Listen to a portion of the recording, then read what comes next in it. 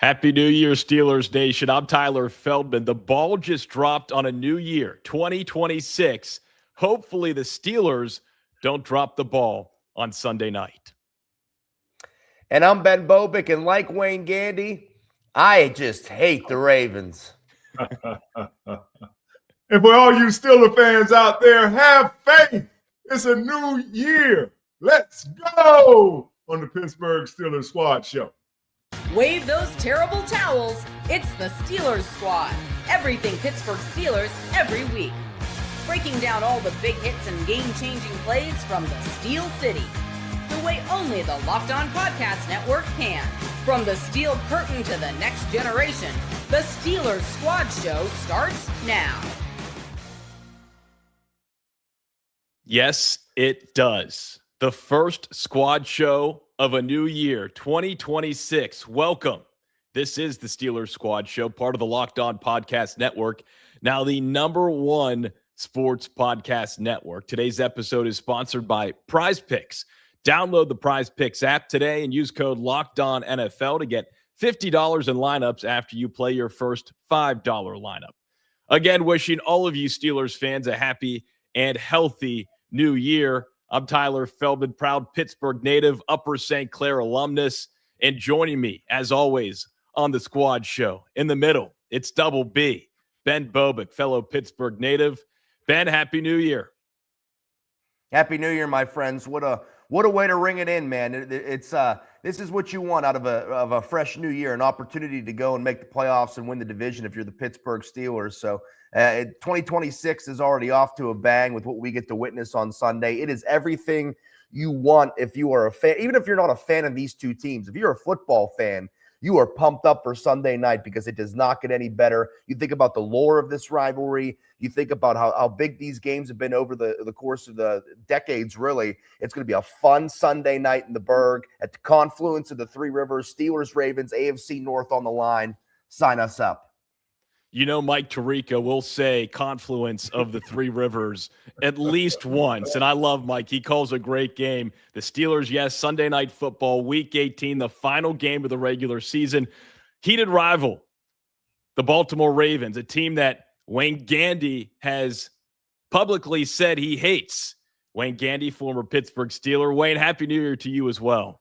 Happy New Year, guys. Hey, look, if the U is back, then the Steelers are back. You know, that's what you got to feel like. It's going back. We're going back to all the classics. Michael Irvin going wild, and we just got to take this game. But thank you, NFL, for spotlighting this game. It's a rivalry that I've always loved.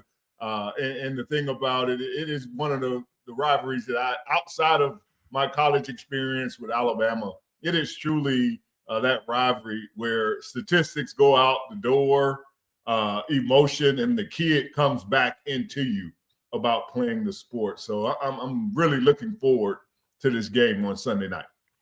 Wayne, I'm glad you mentioned Michael Irvin. Is he available? That man has more energy than just about any adult his age has on the sideline. Every game, he's bringing out the belt, and he's whipping something with the belt. Somehow, with DK Metcalf still out, I could see, even at his age, with his energy, maybe he would be the answer. We'll talk about the solution for DK Metcalf not playing again this week because of that suspension. But first, we've got to start with this Ravens preview. The Ravens coming off that huge win over the Green Bay Packers. They come in hot and ready to go. Meanwhile, the Steelers, and may I add, extra rest. Meanwhile, the Steelers coming off that really disappointing 13-6 loss to the Cleveland Browns, a game that they really let get away from them, and now it's a winner-go-home situation for all the marbles. Wayne, when looking at this matchup, what is most important for the Steelers in this one to get the win? I think they have to win the field position battle. I think special teams and their ability to go out and not turn the ball over.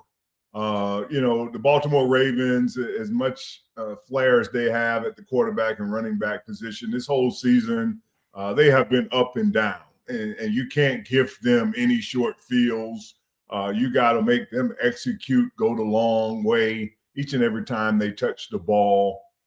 It's just going to be one of those old-fashioned Sunday night cold grinding games where you just have to hope that offensively the Steelers have washed away last week's game and kind of gotten back to that Detroit, Miami luster.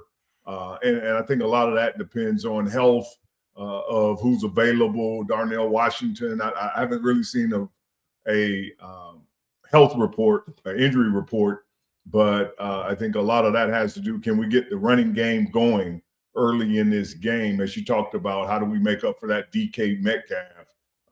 It's about establishing the run and being able to play action and hit those tight ends. Yeah, Darnell Washington on injured reserve. He's done for the season. He broke his arm. Very unfortunate, which begs the question, which we'll get to later in the show. Can the Steelers utilize Pat Freiermuth offensively a little bit more? We saw bits and pieces at the end of that Browns game. Ben, you talked about it on our post-game show, but I'm glad you brought up the injuries, Wayne, because big question mark, will TJ Watt go? He was limited in practice as of December 31st, the latest injury report. Mike Tomlin saying this week, quote, he's more optimistic about TJ Watt. Ben, do you think he'll play, and do you think he should play with that collapsed lung that he's still recovering from? And this is a guy that's going to do everything in his willpower to play. I mean, it's one of those things too. It's such a unique situation where he's obviously, Mike Tomlin's made it clear where this guy's not coming back from an injury. He's coming back from a procedure here. This is a little bit, you handle it a little bit differently, but it's one of those ordeals too where you look on social media and obviously he was a limited participant in practice last week, and he was again the first day, at least the first day of practice this week. You're just over analyzing those social media videos and you're looking, I mean, how's he look? It looks like he's running okay. It looks like he's got his breath. It looks like he's got everything going on, but obviously football shape and that sort of shape is different. I mean, this is a guy that's just a freak human. He's going to do everything he can to play. I mean, if you're asking me right now, pinning me against the wall, hey, is TJ Watt going to play on Sunday? I'm going to lean towards yes because of just who he is as a person and a player and a competitor. But I think like for us on the outside here, it's just paying attention to that practice report because he was limited on the 31st yesterday. He's going to have to be a full participant at some point this week if he's going to play. So that's I think is our guide as people on the outside watching practice and watching participation in practice. If you see he's a full participant, that's going to be a really good indication that he's going to play on Sunday because I think that's what the team and head coach Mike Tomlin is sort of waiting for to see if he's going to be a full participant or not because it's such a unique situation with him because of him coming back from a procedure as opposed to an injury. You lean on, I imagine, medical professionals a little bit more in this case. So, I mean, he's a guy that is going to do all he can. And like you said, or like I said, if you're asking me if he's going to play, I'm leaning yes, just because of who he is as a person. TJ Watt has never won a playoff game. It still blows my mind up that has never happened for TJ. Wayne, let's say TJ Watt is at 75%. Do you think a 75% TJ Watt is a better option than what the Steelers have currently at linebacker, given the fact that he's TJ Watt? Well, I think the way that the outside linebackers have played over the season, we've dealt with a lot of injuries. A lot of guys have had to come in. We've seen kind of a college rotation at different games where coordinator Terrell Austin had no problem just kind of rotating guys in. I think what you can do with TJ is he can become your third down specialist. If you can get him up to 80%, he can be second and long. That's, you already know, as if you're in the lineup, if it's 2nd and 10, 3rd and 8, in those situations, you put him out there, and that's how you limit. No matter, to me, that's how you play him regardless. If you put him in the game, you put him in. That's his role. His role is not to go out there in a situation and put his body up against someone like a Derrick Henry. To me, his is to chase Lamar Jackson down when it's 3rd and long. So I think it's a unique situation. And there's guys throughout their careers, they That's where that term comes. They were kind of like the sixth man in NBA. They were guys that were linebackers that were just in to stop the run, and then somebody else comes in. It was guys that's out there the same way, and I think that's how you play T.J. Watt. But I believe that if you left it up to him, he is going to. So this would have to be the doctors really stepping in my opinion. He's playing in his mind to get to that chance to win a playoff game. I think it's beyond critical that TJ Watt plays in this football game, regardless of what you think he's accomplished on the field this season. The reality is he draws so much attention defensively that he'll make an impact. I really do hope and pray that he plays on Sunday night, because if he's not out there, my concern against this Ravens team just escalates that much more. Going through the rest of the injury report as of December 31st, Calvin Austin with that hamstring, he's been limited in practice. Brandon Echols with the groin, limited in practice. James Pierre with the calf, limited in practice. Isaac Seumalo with the triceps, limited in practice. You hear those names, and this is critical. This is win or go home, do or die. I almost feel like Calvin Austin is the most critical person that would need to be on the field based on what happened last week, or I guess what didn't happen last week in the passing game. Ben, what do you think? Yeah, I think you're right there, Tyler. I mean, I just to have that guy out there. I mean, he's been a guy that's been around for a couple years, and I think it seems like he's hopefully in a better position than last week to play. But I do think he's critical, because any help we can get in the receiver room, at least when it comes to Sunday, would be a major help. And a guy that makes plays. I mean, a guy that made a play in the last Ravens game. You know, that I think about that third and short that they made, where he just burned a guy down the sideline and excuse me, and made a play. And that's what you want to see from your receiver room. And that's what the Steelers are going to need on Sunday. We're going to need guys to step up and make plays. Wayne was talking about it on Sunday against after the Browns game, just talking about how, and you need some of these receivers just to go up and make a play. You know, I mean, Aaron Rodgers is going to give these guys opportunities on Sunday to make plays and to make this team better. And you're going to have to make them. And Calvin Austin's going to be one of those guys that's going to have an opportunity to do so. And hopefully you have an opportunity to do so. But I agree with you. When it comes to the most critical having back, I think he's probably a guy you need, just because we're so, a bit more depleted in that receiver room with DK out. But also, I'd love to see one of those guys in the secondary get back. Maybe a James Pierre in particular, a guy that played really well against Baltimore last time, was able to intercept a Lamar Jackson pass in that game. Obviously, you'll take Brandon Echols back as well, but one of those two, I'm just singling out Pierre because of the play he made against Baltimore last time. But I think any help in that secondary as well, that it's been such a revolving door back there. Not necessarily a bad thing when it comes to revolving door in terms of trying to find guys that work and play well, but revolving door when it comes to injuries. So it'd be great to have Echols and Pierre, or one of the two, back, I think, just to have another depth piece in the secondary, because any and all help are great this time of year. But I'd have to agree with you with Calvin Austin, just with DK being out, in the way that the team and the offense performed against Cleveland on Sunday without him in the lineup is obviously an indicator as well that he could be an X factor on the field to potentially open the offense up a bit more. Wayne, who do you think is most important out of that injury report to play in this game Sunday night? I think Isaac Seumalo, to me, is the most important person, with Darnell Washington being out.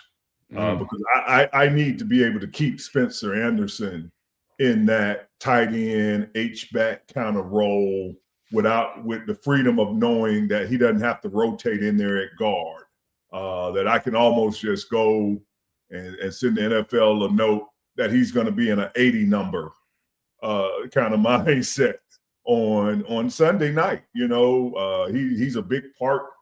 Darnell, if he's not there, then, to get the run game going, you got to put Freiermuth, Connor Haywood. No knock on those guys.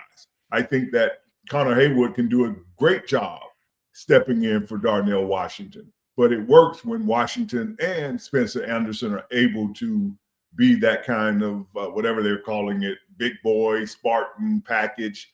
So to me, if we can get him back in there at that left guard position, it allows Spencer Anderson that freedom to just be in that spot, because I feel like getting the run game is going to be crucial to open up the pass game that we want to see.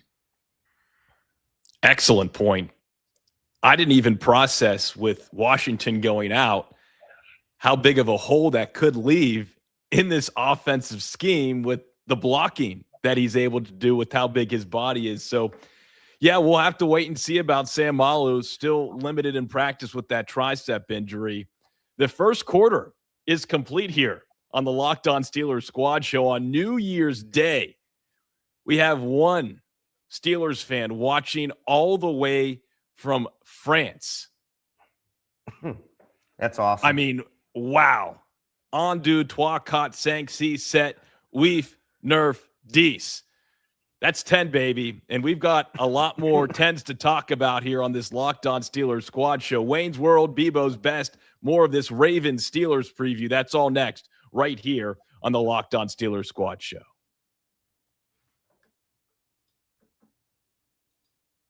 There we go. This episode is brought to you by Prize Picks. Whether you're starting a new routine or jumping into player projections for the first time, trying something new can feel like a challenge. But with Prize Picks, it always feels good to be right. With high-pressure football matchups every weekend and elite hoops action almost every night, the action never slows down, and Prize Picks lets you stay in control.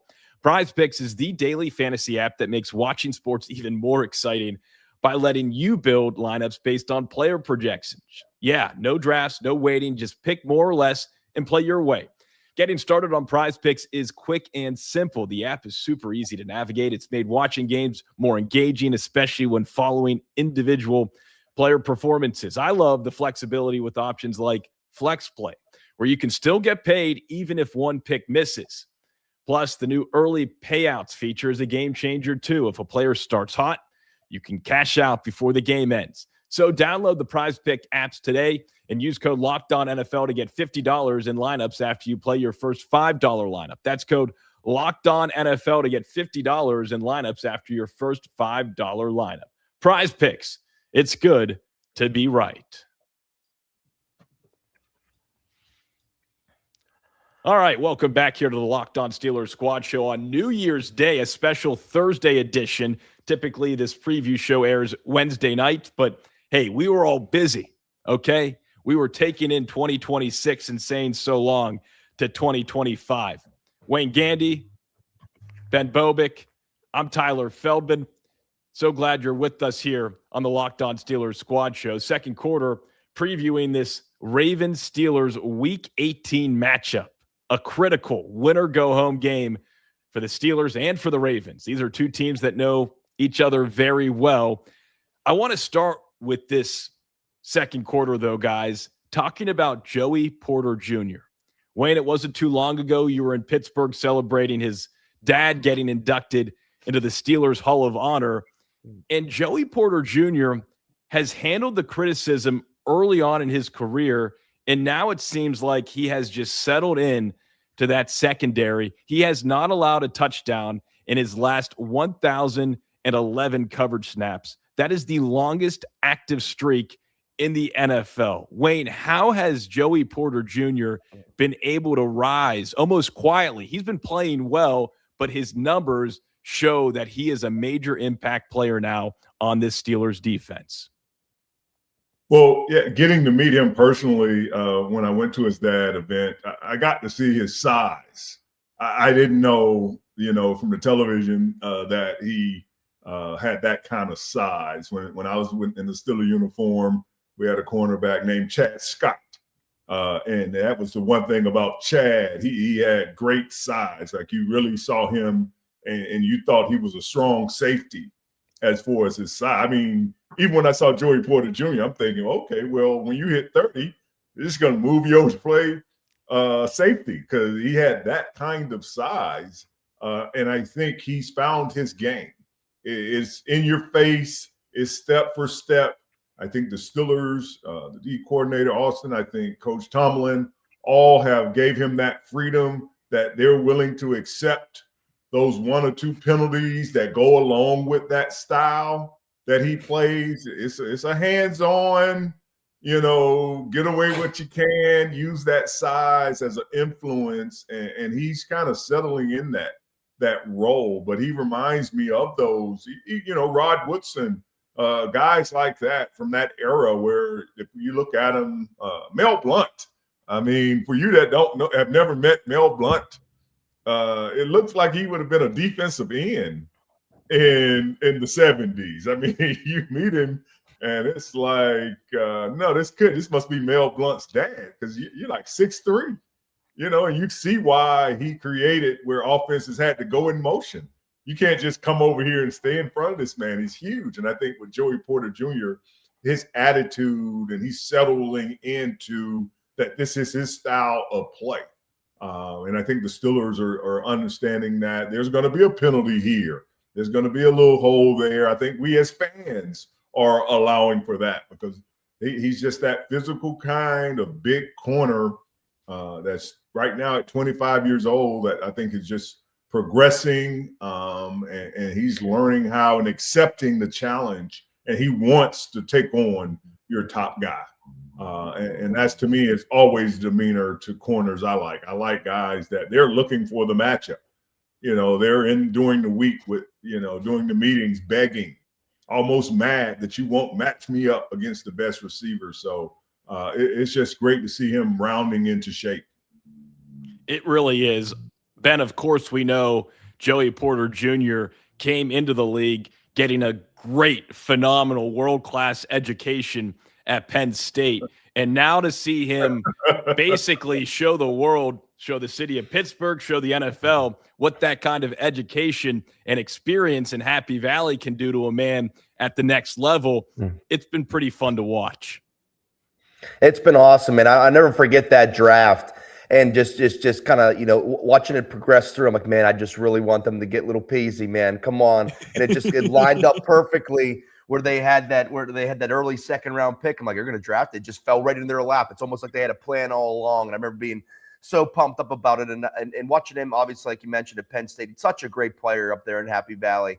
He was, just so much fun to watch. And I remember that one of the knocks on him, like, if you will, was coming out of college, like, well, he doesn't really have a lot of interceptions. And it's like, because they never threw his way. They never threw his way when he was defending at Penn State, man. They avoided him like the plague when it came to the passing attack in those big games, man. It was so much fun to watch him there, and it's great to see a transition into the pros, because I think what's been great for him, especially this year, is a lot of these guys they brought in the secondary in the offseason. Jalen Ramsey's the first one that comes to mind.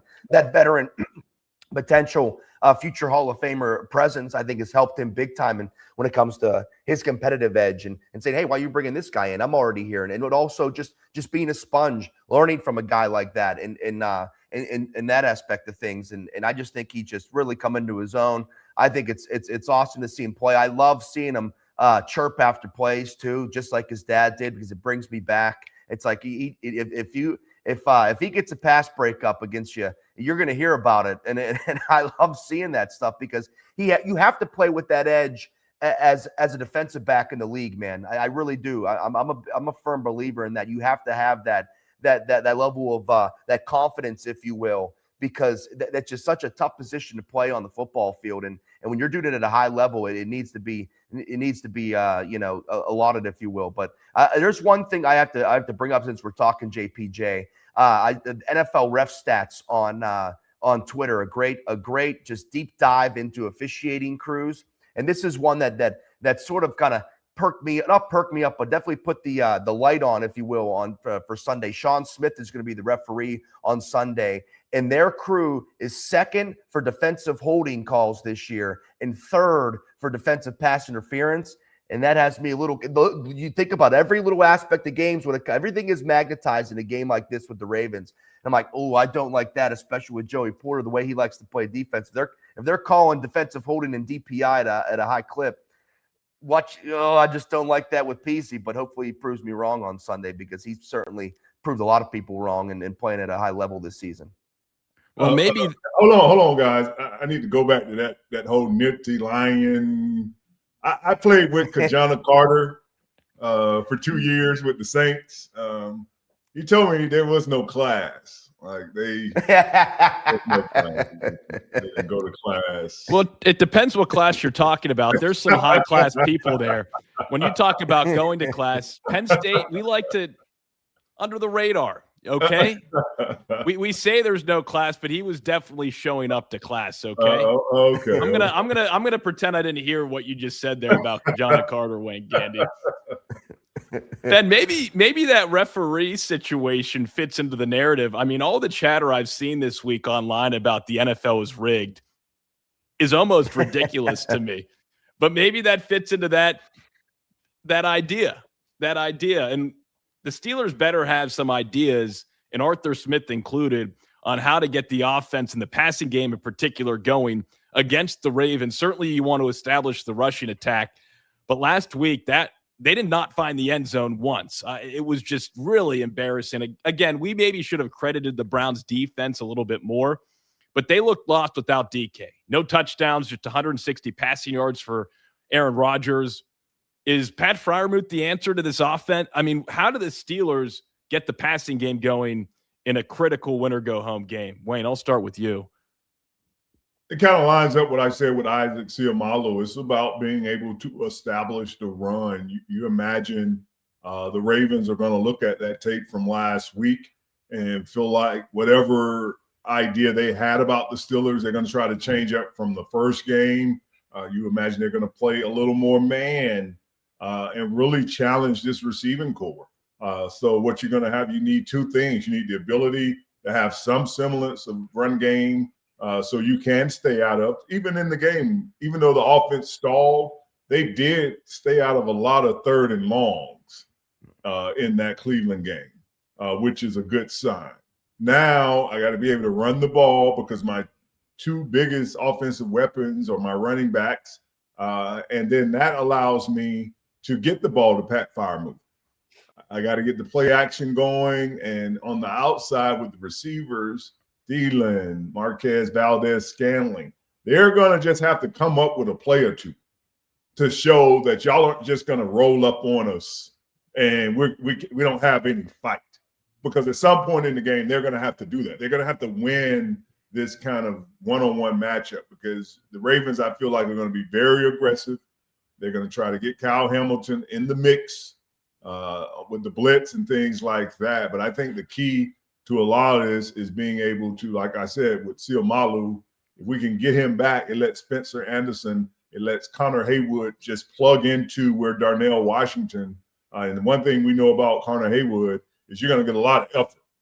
You're going to get a lot of effort. So it's not going to be, he might lack the size, but you're going to get the same kind of fight in him when he gets his opportunity. He did a great job blocking in that Lions game. So to me, it's about being able to establish the run and then be able to, one of these receivers, regardless of Calvin Austin, whoever gets their opportunity, find themselves in that matchup, being able to make a big play in that instance. Connor Hayward certainly puts the F in effort, telling guys to get the F out of his way. Hey, Ben. Ben, how does the passing game do? I'm not saying they need to do much better than but we need to see something more and something different than what we saw last week out of that passing attack. Yeah, I mean, everything's on the table this week. I mean, you throw the kitchen sink at it. The whole playbook's open, every sort of thing. You're gonna need effort and contributions from everybody. And then that could be, whatever you have available is on the table on Sunday because it is all hands on deck. I mean, it's a playoff game. We mentioned it I mentioned it last week. Like this, the playoffs start a week early for the Steelers. I mean, this is a de facto playoff game. This is win or go home for them. So I think everything is on the table. I think it's just getting it to your playmakers in open space. Remember the weapons that you have in the passing game and Kenneth Gainwell and Jaylen Warren. I mean, those are guys that you could deploy out there that are excellent in the open field with the football. And I think I saw Calvin Austin, if he plays on Sunday, which is obviously will be a big deal. They asked him, I think at practice either yesterday or the day before, do you expect or do you want the Ravens to play more man-to-man and whatnot? And he said straight up, I hope so.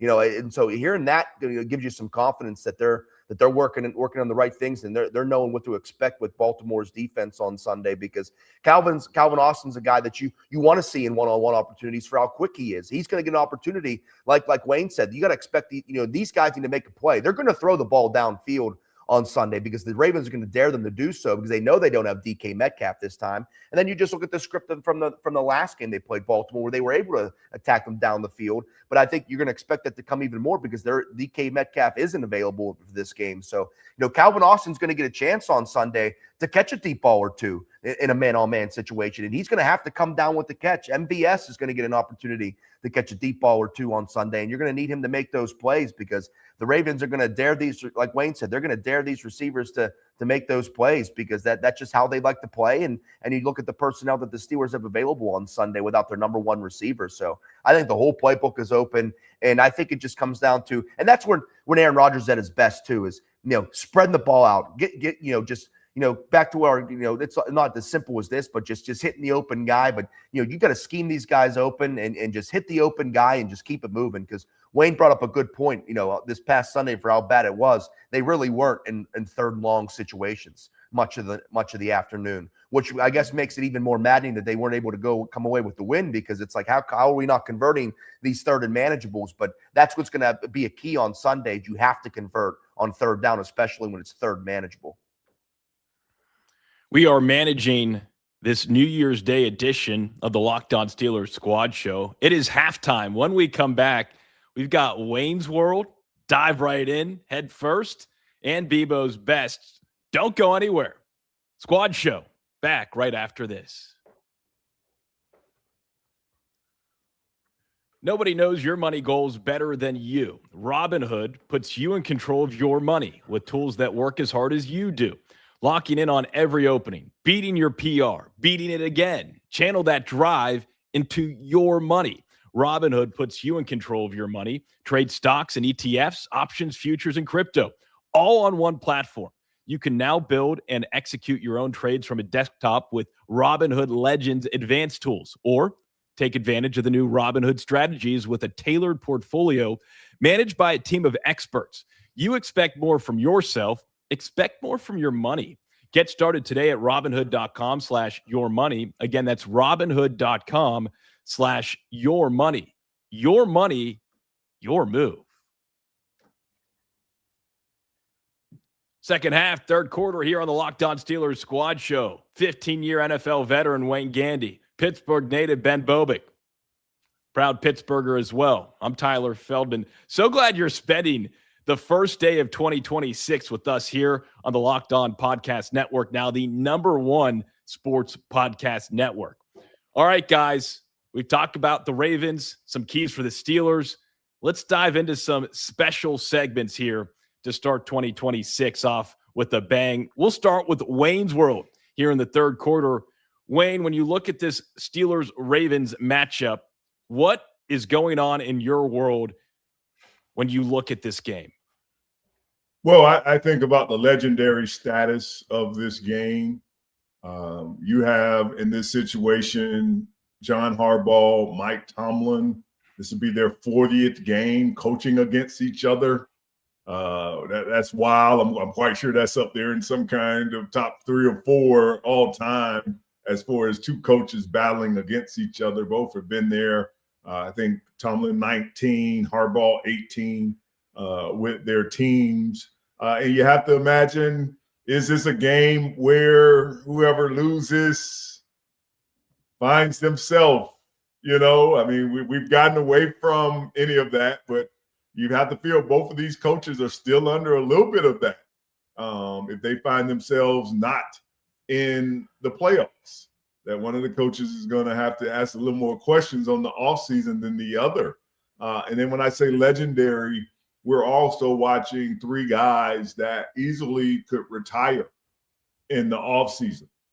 Everybody's talking about Aaron Rodgers, but Cam Hayward, he hasn't shown any signs of it. But you are talking about when you start hitting that 15th, 16th year that you just can't get back.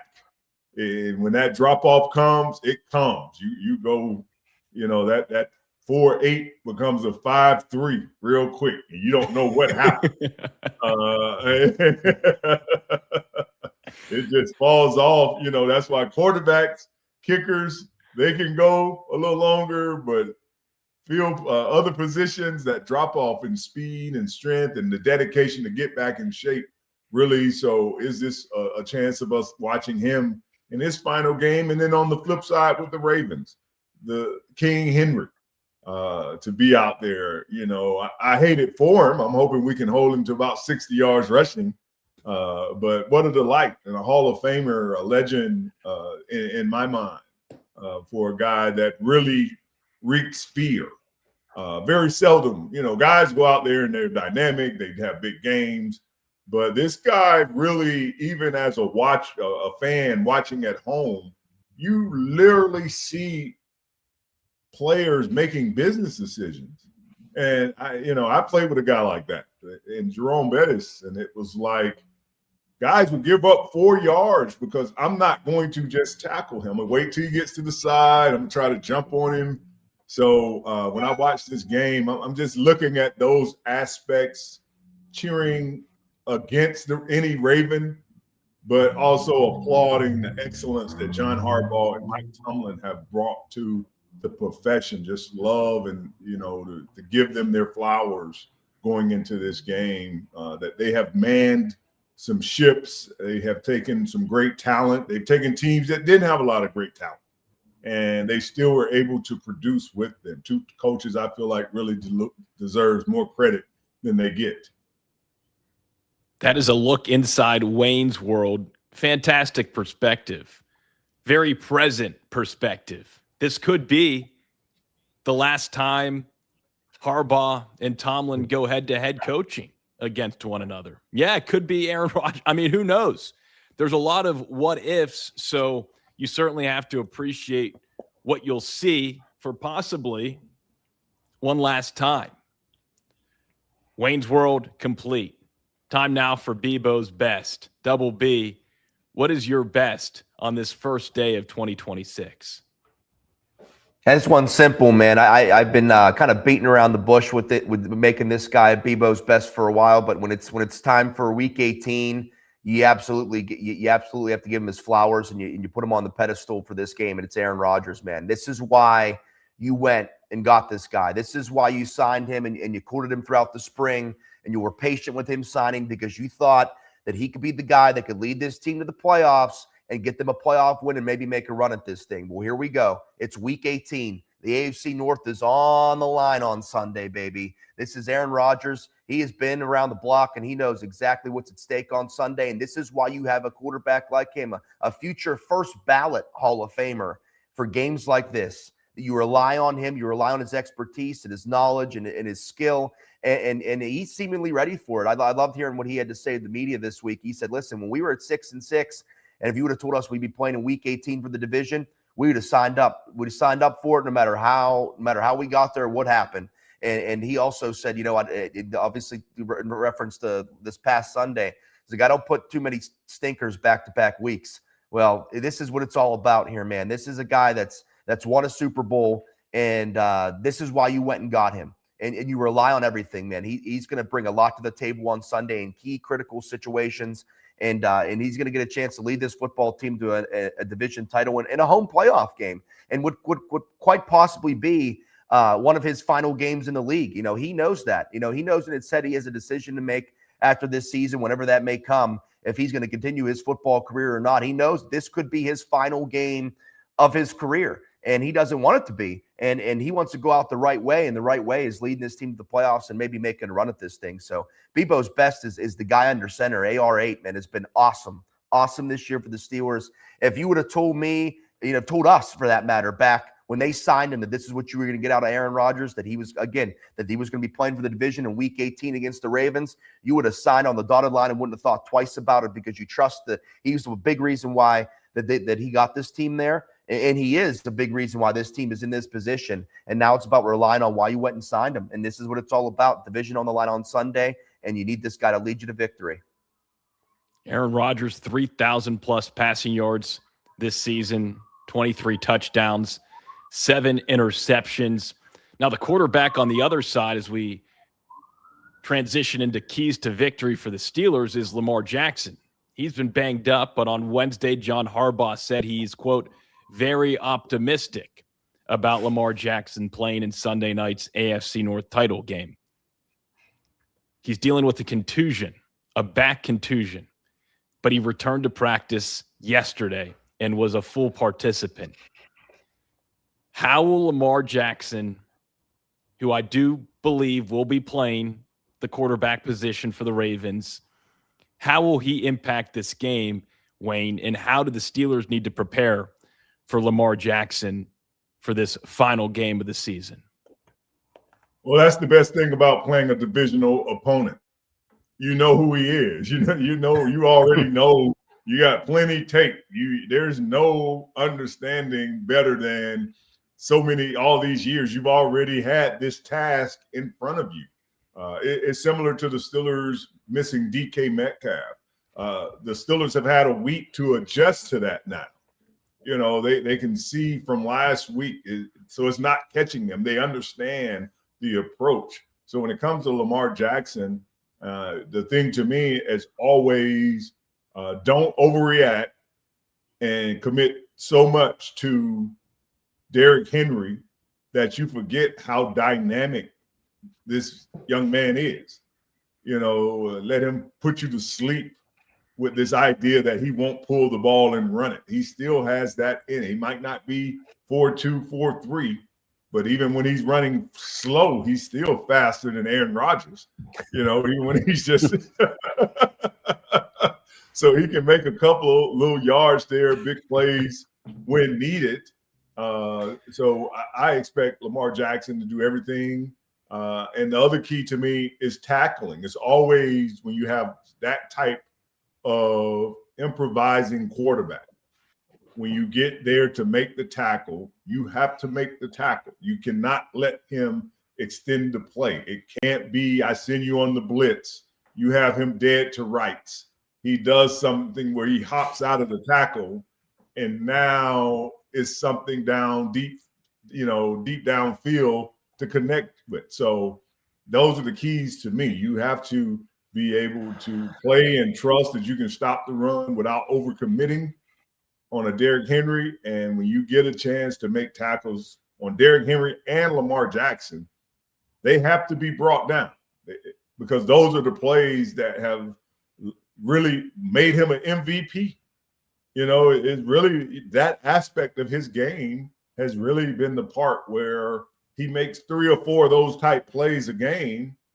And it makes up for any other thing that he seems to lack, because he can extend the play and still make a deep ball throw.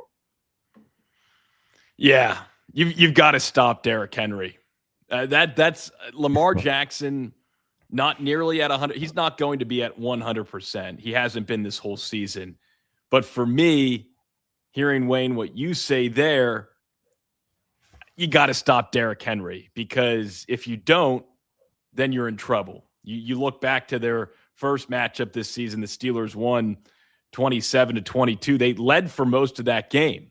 And the Steelers actually, last 10 matchups are 8-2 against the Ravens. So historically speaking, the Steelers have kind of had Baltimore's number over the last handful of seasons. Now, 9 of those 10 wins for the Steelers, or 9 of those 10 games, have been decided by a touchdown or less. So all of these games have been super duper close. So Ben, for you, is the key stopping Derrick Henry? Is it stopping Lamar Jackson, or is it something else?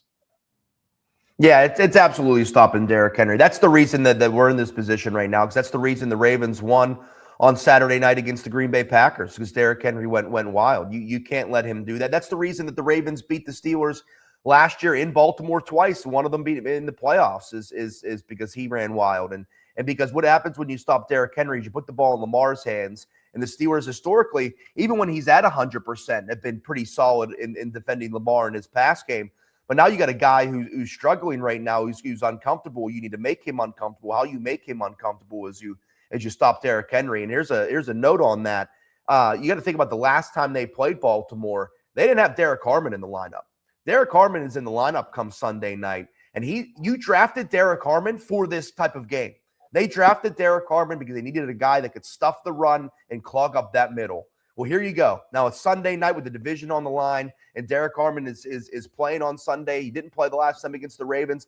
You need him to do, and he's done it all season long, is to do what you drafted him for, and that's stop the run. He's going to be a big time proponent of this game on Sunday. And if he could play up to his speed, everybody else plays around him, then they could get in that sense where, okay, put the ball in Lamar's hands. He's uncomfortable. He's in a situation with those back contusions. I'm not so sure on that. Fortunately, knock on wood, I haven't had one yet in my life. But I imagine if he gets hit in that cold weather, it's not going to feel good. It's definitely not going to feel good. So you just have to make him uncomfortable. And in doing so, you stop Derrick Henry. And I'm excited to see Derek Harmon compete in this football game because this is a reason that they drafted him is for their run-stopping defense, and in particular, how the Ravens like to play football. A battle of the Derricks, so to speak. Henry and Harmon, the same initials. We'll have to research their middle names to see if they have the same three letters. They spelled Derrick the same way too, I think. Is it Derrick for both? Yeah, I believe so. Oh, wow. Boy, small world. Small world. Yeah. It will be a big world, though, in Pittsburgh at Acrisure Stadium at the confluence of the Three Rivers Sunday night. Mike Tirico and Chris Collinsworth on the call. Little Sunday night football special. We have one more quarter left to get to here on the Locked On Steelers Squad Show. We will continue our conversation surrounding this Week 18 matchup, one of the most heated rivalries in the entire NFL, the Steelers and the Ravens. We'll have our predictions coming up next right here on the Squad Show.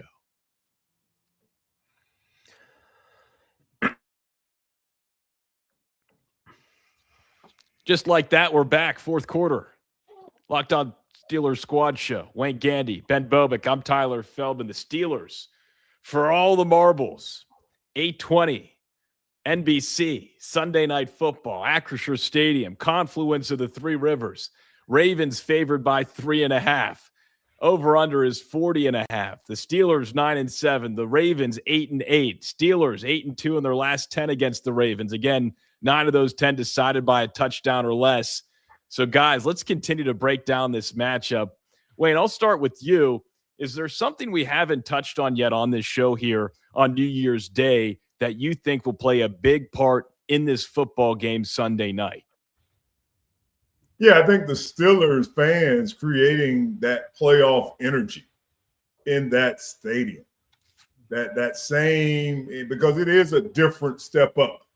When you experience the Steelers, there is another level that the Steelers bring to the playoffs. Well, we're going to need that Sunday night.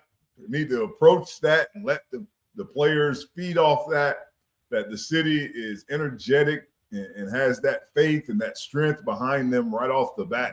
To me, I just feel like, I think Ben mentioned it right after the Cleveland game, this is the playoffs.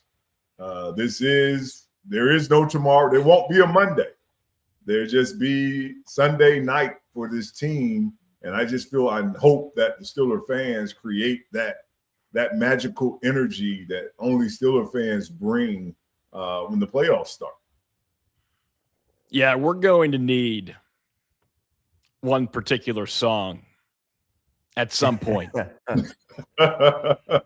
Oh, yeah. Renegade.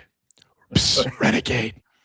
Maybe play it twice, shake things up a little bit. I was just about to say, double Renegades on the table. You don't have to overdo it, okay? You might make some people mad, but a little surprised. The Ravens are like, wait, we already heard this. No, you give it to them one more time, okay? That's what I'm saying.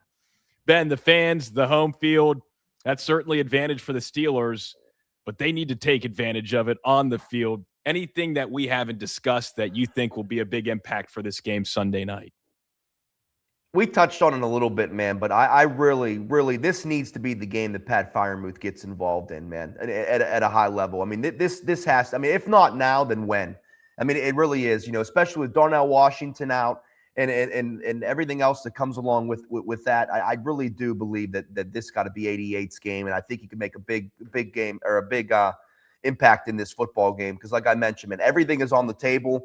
And I think they need to make it, and I think they will make it a point to get the ball to 88. It's kind of similar You know, we talked about it earlier when it comes to how or at least earlier in the season, how the Steelers like to, some thick rumblings out there, and they like to do what everybody's talking about. Like, for example, the Steelers don't throw the ball downfield the last time they played the Ravens.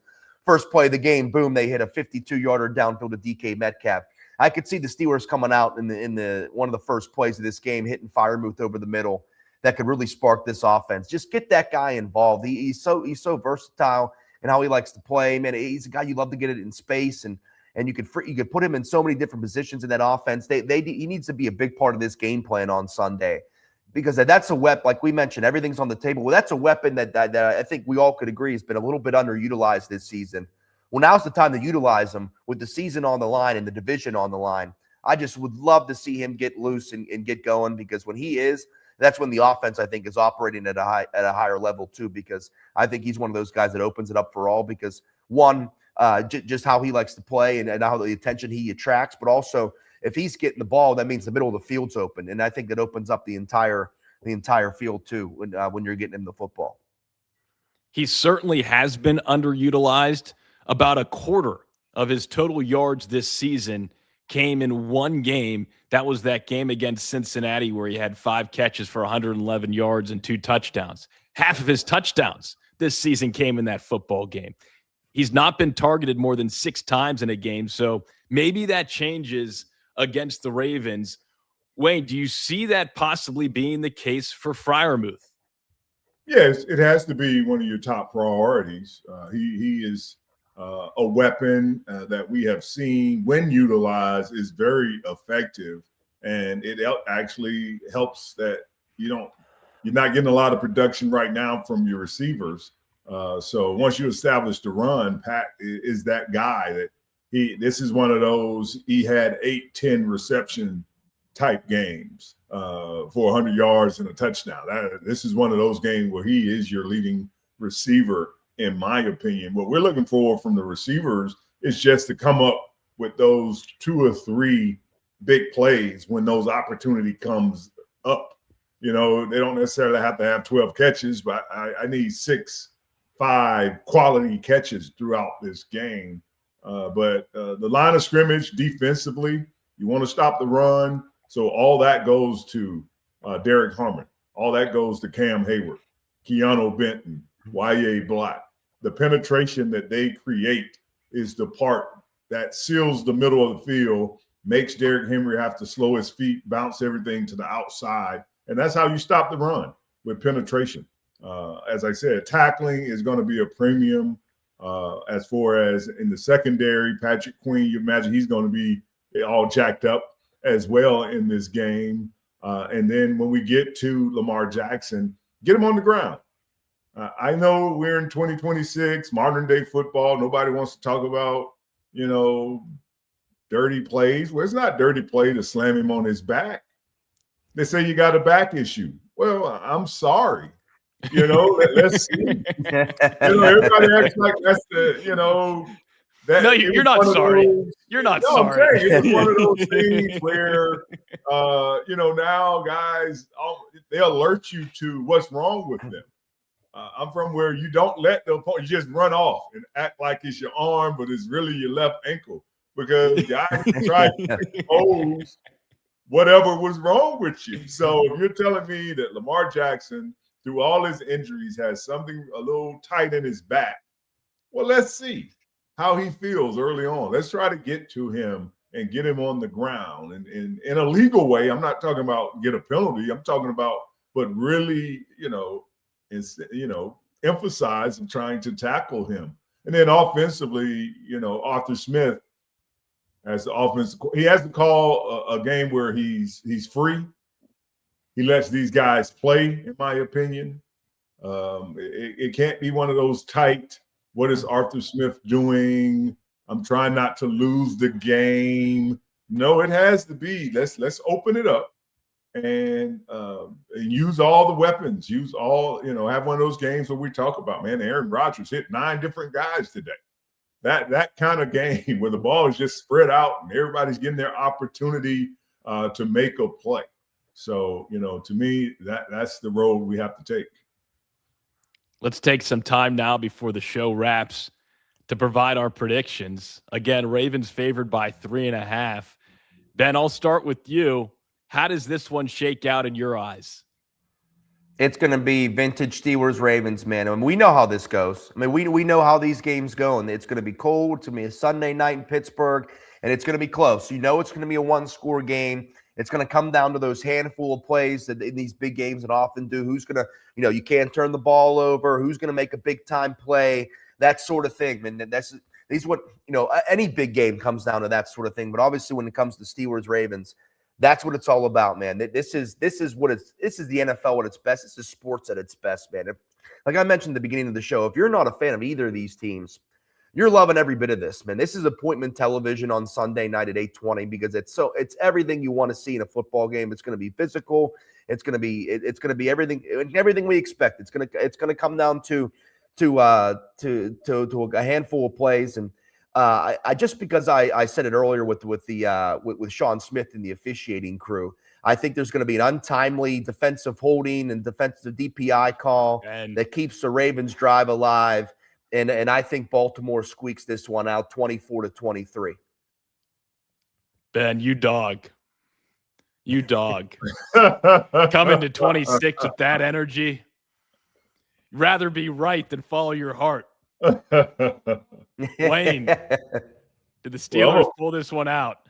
Ben's not going to fall on the sword. I will. I see the same direction that Ben is talking about, but I see Aaron Rodgers getting this ball with about 1:42, and the Ravens are up by 2, and he takes them on a drive for a field goal. Chris Boswell wins this game 22-21, and Pittsburgh goes wild. See, Wayne, I love where your head's at. Because, Ben, as much as I could totally see the Ravens winning this football game, and after that Browns loss, I said on the show how scared I was of the Steelers facing Baltimore, I still believe. I will not end this show without picking the Steelers. And just like Wayne said, in my head, it's the Wizard of Oz, okay? And Aaron Rodgers down the stretch is going to play so freaking well that they may want to put a Steelers jersey on him in Canton, okay? That's how well he's going to play down the stretch, okay? You got him for a reason. Green Bay Packers fans are going to be worried that that jersey might look black and yellow instead of green and yellow in Canton, Ohio. It's the Steelers 19. It's the Ravens 17. A last-second Chris Boswell field goal. The Wizard of Oz. Lightning will strike at Acrisure Stadium as he hits it off the left field goal post, and the place will go nuts. The left post will be on fire, but it will be extinguished because of how cold the Baltimore Ravens play down the stretch. That's my prediction. Steelers 19-17, and they win the AFC North. Man, that was fun. Off the cuff. It was. I hope you guys let me have it. Let me have it on Sunday if I'm wrong. Let me have it on Sunday. But because I'm going with my head, not my heart. Ben, I just want you to know that you don't have to tell us to let you have it if that's the case on Sunday. We will be letting you have it without any sort of permission. Okay, that's just how that will work. Boy, what a fun show on January 1 of 2026. Happy New Year, guys. I appreciate both of you. Thankful that we connected on this show in 2025 and looking forward to seeing where it takes us in 2026. A reminder, you can listen to the audio of today's show on the Locked On Steelers podcast channel, wherever and however you podcast. And Steelers Nation, a happy new year to all of you. We appreciate you. Do us a favor and like and subscribe in 2026 if you haven't already in 2025 and you're watching us on the first day of 2026. New Year's resolution, check it off on the first day, like and subscribe. That'll do it, though, for this Ravens Steelers Week 18 preview edition of the Locked On Steelers Squad Show. For the 15-year NFL veteran Wayne Gandy and Pittsburgh native Ben Bobick, I'm fellow Pittsburgher Tyler Feldman saying good day. And here we go. We'll see you Sunday night immediately after the game. Enjoy 2026.